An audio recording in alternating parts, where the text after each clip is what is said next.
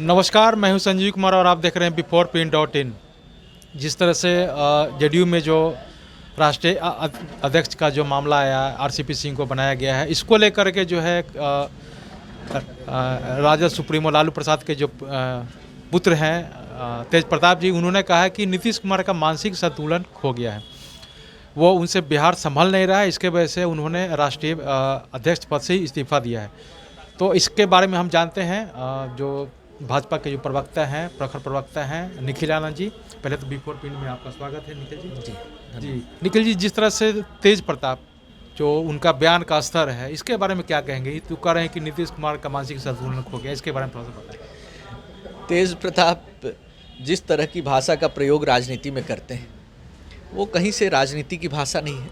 मुझे लगता है कि उनको विरासत की बुनियाद पर राजनीति में विधायक बनने का, मंत्री बनने का अवसर प्राप्त हुआ, लेकिन राजनीति की शिक्षा उनको सही से नहीं दी गई है। उनकी पार्टी के लोगों को निश्चित तौर पर अफसोस होता होगा कि उनसे बेहतर कार्यकर्ता संघर्ष कर रहे हैं और तेज प्रताप जैसे लोग विधायक और मंत्री बनते हैं। ये आरजेडी की दुविधा को जाहिर करता है कि वहाँ विरासत के कारण सब कुछ संभव है, और इस तरह की भाषा का प्रयोग मुख्यमंत्री के लिए तो करना नहीं चाहिए। मुझे लगता है कि सभी को अपनी पार्टी स्वतंत्र तरीके से चलाने का अधिकार है। नीतीश कुमार जी ने जिस तरीके से अपनी पार्टी की आगे की पीढ़ी को, अपने पार्टी को कैसे चलाना है उन्होंने तय किया है, वो काफ़ी बेहतरीन है।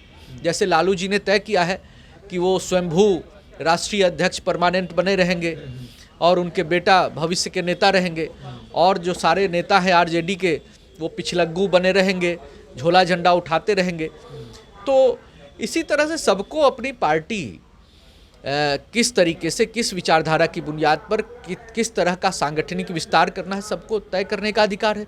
नीतीश जी ने बहुत अच्छा निर्णय लिया है, तो इस पर तेज प्रताप टिप्पणी करें, मुझे तो हास्यास्पद लगता है। वही दूसरी तरफ केसी त्यागी जी का एक बयान आया है कि जो राष्ट्रीय जो परिषद की बैठक थी, उन्होंने स्पष्ट कर दिया है कि जो अरुणाचल प्रदेश में जो मामला है वो बहुत ही निंदनीय है।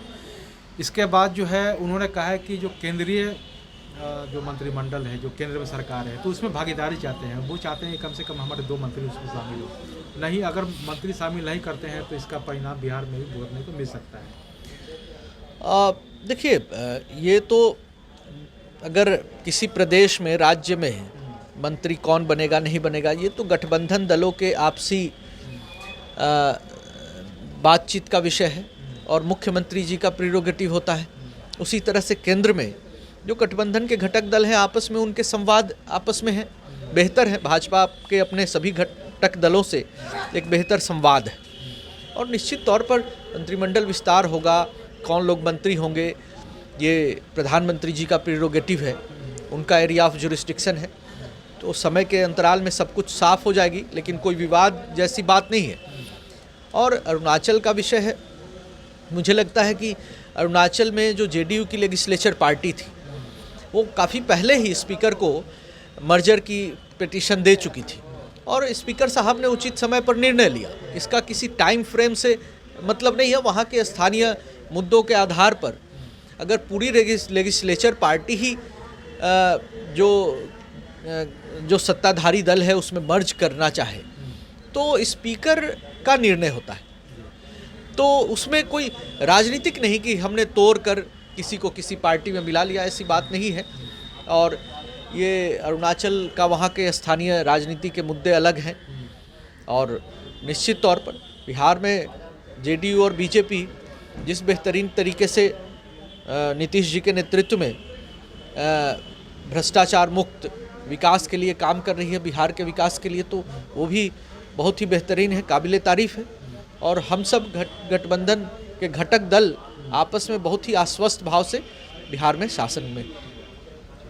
तो आपने सुना कि जिस तरह से जो तेज प्रताप का जो बयान आया है, इन पे जो बीजेपी के जो प्रवक्ता हैं निखिल जी, उन्होंने क्या कुछ कहा। वहीं जो केसी त्यागी जी ने जो दावा किया कि केंद्र सरकार में, मंत्रिमंडल में हमारे भागीदारी चाहिए, इसको लेकर के भी आपने स्पष्ट सुन लिया कि क्या है। धन्यवाद। अगर आपको हमारा वीडियो पसंद आया हो तो इसे लाइक करें, सब्सक्राइब करें और साथ ही बेल आइकन दबाना ना भूलें।